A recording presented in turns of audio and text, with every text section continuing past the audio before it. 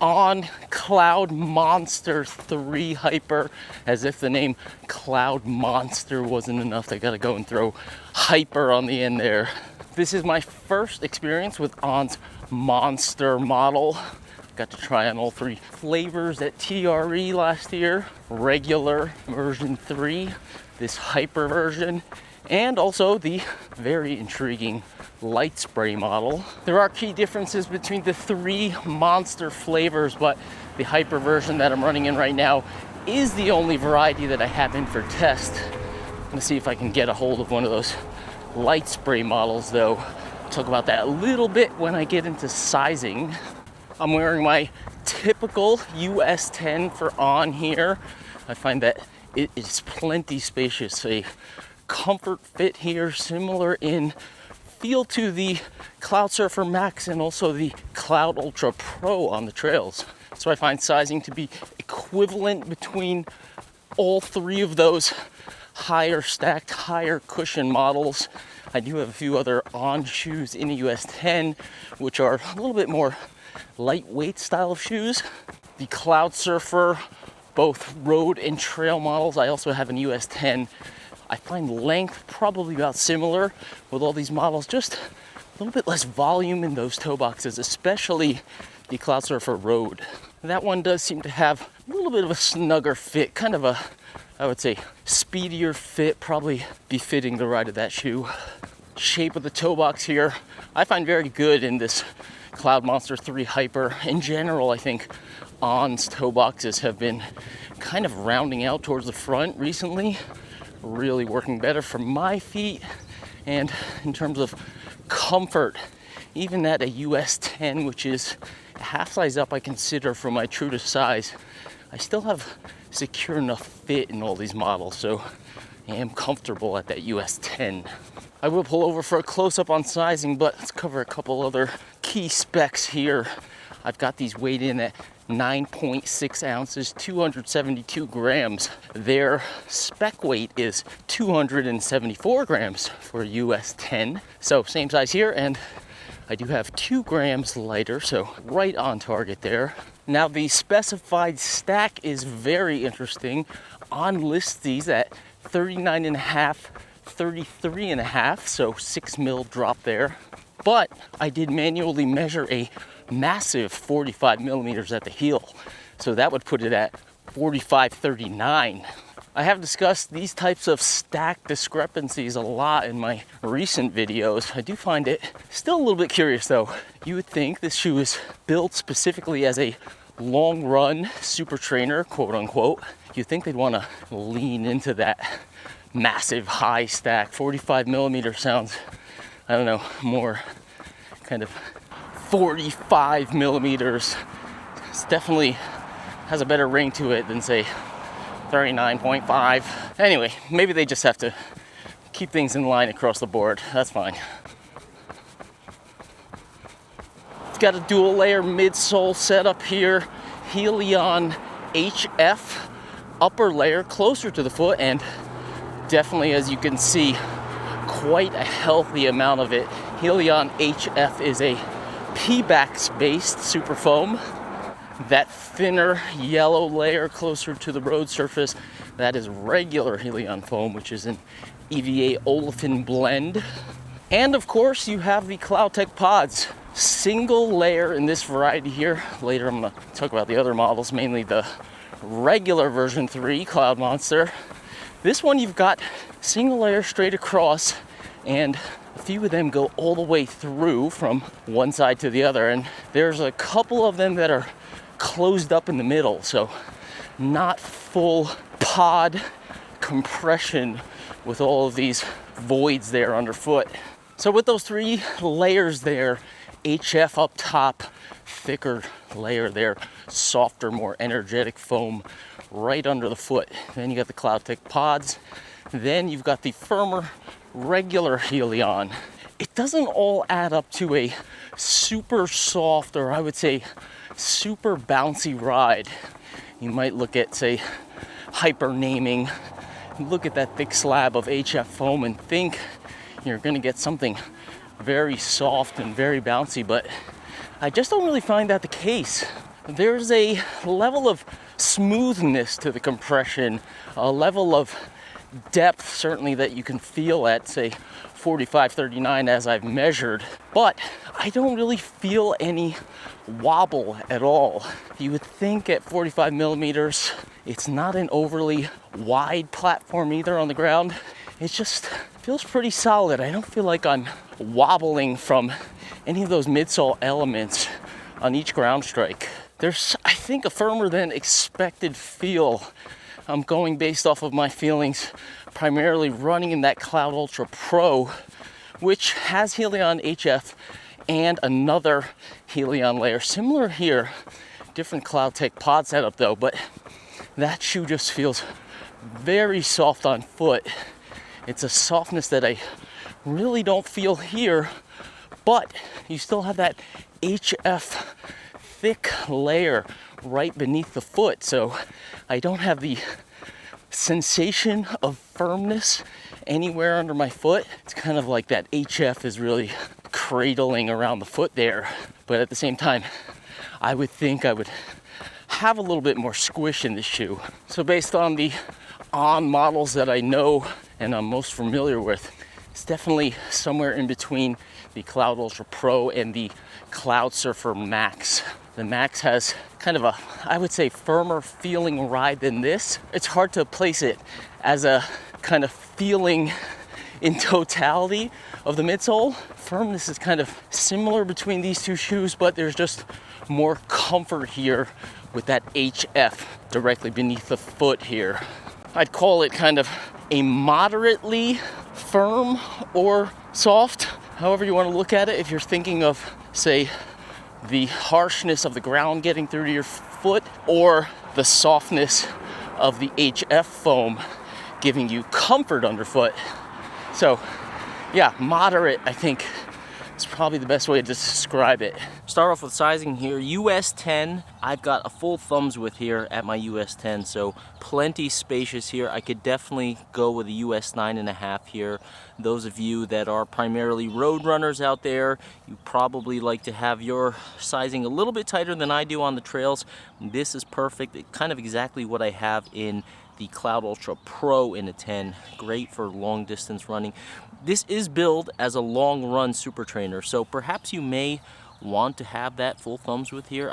I think it's good across the board to have that kind of sizing, but I could definitely go true to size US 9.5 here. I am wearing these On socks here, which are a little thin.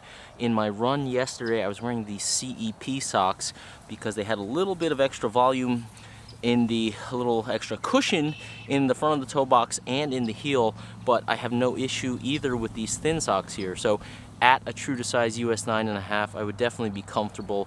You can see the roundness up here, no sharpness to the taper here.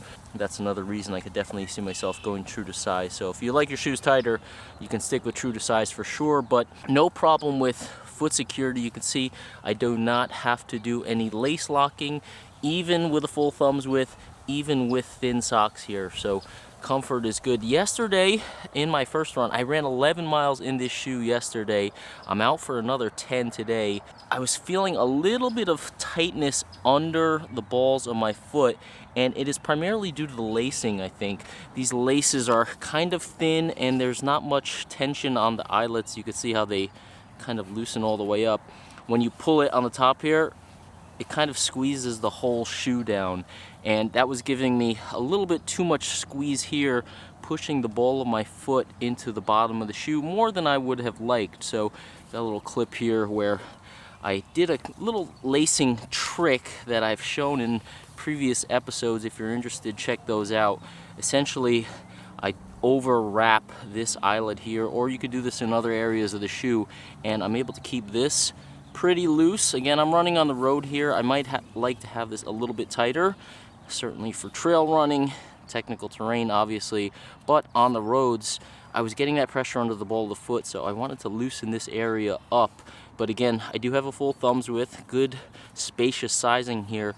I want to have this area, especially around the ankle, nice and tight. So this lacing technique allows me to kind of loosen this area up, let my forefoot fully breathe and expand here, and that really made them feel a lot better. I feel zero pressure under the ball of the foot now.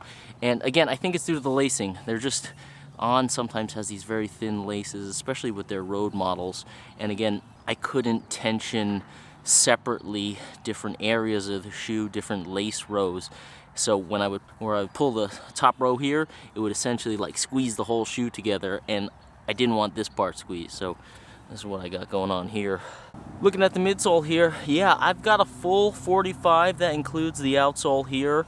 I measure from the bottom of the foot to the ground. So full 45 here, including everything.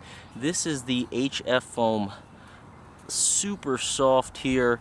This one, definitely a little denser. This is the regular Helion foam here. Some of these pass all the way through. Some of them are kind of like joined up in the middle of the shoe here, so you don't get that compression all the way through. Kind of check out how these Cloudtec pods activate here. You get a bit of mechanical compression on top of the softness for the foam. You get this soft feel underfoot. This, I mean, if you're talking about 45 here, this has got to be at least 25 of Helion HF.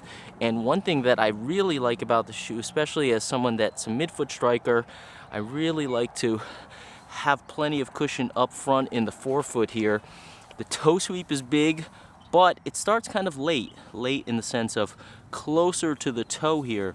You have quite a hefty amount of foam still at the front of the forefoot. A lot of super trainers or a lot of super high stack shoes, the rocker will start a lot earlier, and then this midsole will start to thin out a little earlier. So as you're getting to, say, the front ball of the foot, at times it could even feel a little bit thin. As you can see as I'm rolling forward here, this is a hefty chunk still until it really starts to roll pretty much here. So I'm effectively all the way already on my big toe, toeing off before I'm getting really into that toe rocker there, and I feel substantial amount of cushion even at the front ball of the foot, which is an area that can at times feel thin when you have rockers that start earlier. So this really works for me. One of the reasons why I think it's very comfortable and highly cushioned on the run, you've got, say, by spec 45, by measurement -6, 39 over here. But then even when you get up here, that's still a lot. That's still got to be close to 30 millimeter at the front of the forefoot. And that's certainly an aspect of the shoe that really works for me. And if you're somebody that's, you know, looking for effective forefoot cushioning, especially at the front there, this is a great model for that. So I did 11 miles early in the afternoon yesterday. Then I did another 8 miles in the evening on the treadmill in a different shoe, actually Speedland RX FPY. That is actually another shoe that is similar to this one in that I find that the rocker up front is far forward at the toes, and it effectively gives me more comfort at the front of the ball of the foot, front of the forefoot there. So these two shoes are similar in that regard. I like both of them a lot. So I did about like close to 20 miles yesterday, skied 3 hours this morning, and I was just talking about midsole feel, and then I checked my watch. I'm 6 miles out right now, so I'm gonna be 12 miles in today. So I'm sandwiching in over 20 miles in this shoe, around another 8 miles in the evening, and 3 hours of skiing this morning. So if you're looking for long run comfort, cushion underfoot, perhaps without the mush, I think that's what makes this shoe so effective. If this shoe was feeling firm or uncomfortable underfoot, I would certainly not be out here for another 12 miles after these previous 3 activities. So this is going to be all that within a little more than a 24-hour period. So they are pretty effective, I would say, for me as far as knocking those miles out. Again, I have a backyard ultra coming up, so I am just trying to knock out miles whenever I can. And if I want to get out on the road and the concrete as I'm standing on now, this is going to be an effective tool in my arsenal for sure. So yeah, this is going to be probably about a 12 miler for me here today. I was kind of, I think, struggling to get a handle on how to describe the feeling of the midsole, but 23 miles sandwiched around another 8 and 3 hours up on the ski hill this morning. I think that gives you a sense that it's a comfortable midsole. Also underfoot, arch contouring, pretty neutral here. I would call it, I would say, supportive slash neutral. I don't detect any kind of protrusion or anything. Again, you have that HF layer on top. Lots of softness under there to smooth out any kind of protrusions, which there really aren't any. So coming back to the 3 varieties of Cloudmonster, I tried on this one and the Hyper at TRE. Got a good look at the regular Cloudmonster 3. I don't believe I tried that one on though. This was the model that I was actually most interested in because it is a little bit lighter weight than that Cloudmonster 3. I know the HF foam is really good from the Cloud Ultra Pro. Cloudmonster 3 relies on a triple layer of Cloudtec pods and I believe regular Helion foam throughout, so more mechanical compression as opposed to a mix of softness from the midsole and a little bit of Cloudtec pods here. I kind of thought that regular Cloudmonster 3 would be maybe a little bit too close to the Cloudsurfer Max. That's why I was primarily interested in this one again with that thick layer of Helion HF foam. The midsole is the same in the light spray model though, and I tried that one on, I can't recall which size, if I tried a 10 or 9.5, ran a little bit on it and it's kind of like struggling with the fit of that one. That's obviously a big question with that type of design. I don't have a high volume foot, and in fact I tend to usually struggle with high volume uppers. At times I can also be a little bit finicky about my lacing, zonal tensioning, tightening up different areas of the shoe, which is obviously an impossibility with the light spray upper. But now that I have this US 10 here, and being that it is spacious enough, really like the feel of the midsole, and I think the shape of the toe box up front is quite comfortable, I am going to see if I can get my hands on the light spray model to also test out and compare. I would definitely go down with a US 9.5 there, true to size for me, and then probably see what I could do with sock thickness to kind of get the right feel there, or not. I mean, we'll see. Just talking about all my activities over the past little bit more than a day. I'm at nearly 7 here. Average pace 7:56. So kind of smoothly rolling along here, feeling quite comfortable and certainly not dragging at all. And 9.6 ounces is certainly not a super lightweight shoe, but at 45 millimeters measured at the heel, that is certainly quite a good weight, and I would say very efficient ride here I'm feeling on the run. Coming back to that midsole setup here, you have no plate in the mix, no speed board, no stiffening elements outside of the midsole foam itself. It really is that dual layer setup that gives it this efficiency. It feels firm on the surface of the road again, yet comfortable under the foot with a softer layer up top there. A lot of super trainers or super max high stack shoes, they're gonna lean, I think, more into that softness, and then you might find yourself kind of bogged down on the run at times. At least I could feel that way. Perhaps that overly soft feel can feel fun for a little while, but over the course of, say, longer runs or even stacking up training miles in shoes like that, they can definitely tend to work other parts of the body, ankles, knees, hips, etc. Definitely your body has to do other work to help stiffen up and absorb the impact. This midsole setup and feel also lends itself very well to dirt running. I loop back on a bunch of dirt road sections in my first run yesterday.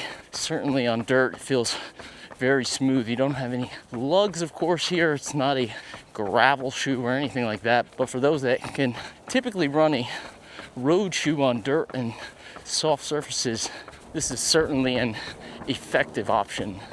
Another reason why this shoe does feel comfortable for me is the 6mm drop. I find it feels like a true 6mm here, and that makes it feel more balanced, at least for me as primarily a trail runner. A lot of road shoes that I'll try out will have a 8mm drop, leave me kind of feeling a little bit on forward tilt there. I find the 6mm much more palatable for me, also given the fact that you have that big chunk of forefoot cushion ahead of the ball of the foot. That really makes the cushion feel very effective, although it is not, again, overly soft. Thank you for tuning into this road edition of Humble Running. Please like and subscribe. Check out links in the description below to other on reviews that I've done. Also, check out the website, of course, www.humblerunning.com. Sign up for my newsletter. Don't miss any road or trail content. I will see you next time out on the roads or the trails.